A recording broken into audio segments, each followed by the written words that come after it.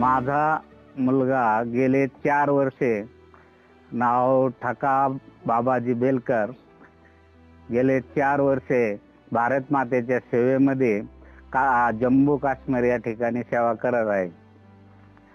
तो कालला म्हणजे परवा दिवशी श्रीनगरला ज्या भ्याड हल्ला झाला अतिरेक्यांचा, त्या बसमध्ये जाणार होता. तो रजेच्या चर्चेनंतर साहेबांची त्यांची बातचीत होऊन तो चर्चेसाठी थांबला गेला आणि तीच बस पुढे जाऊन अतिरेक्यांनी त्या बसवरती हल्ला केला.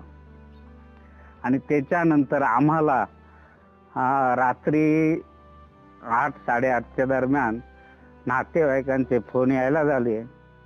त्यावेळेस आम्हाला समजलं हा हल्ला झाला म्हणून.